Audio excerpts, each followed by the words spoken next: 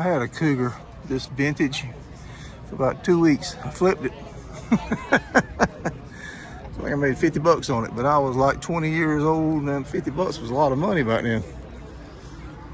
It was a 289 card. No.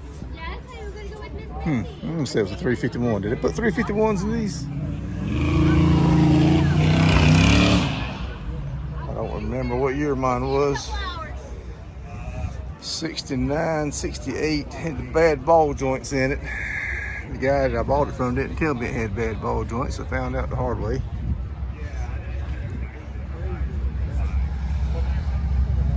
But I told the guy that bought it from me it did. That's why I only got 50 bucks. I'm just that kind of guy.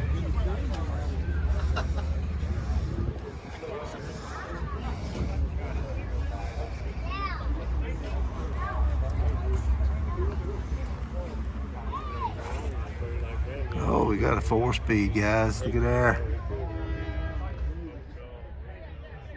That is a nice looking instrument cluster. Very nice car. Heck yeah, man. Got the Cougar in the center cap.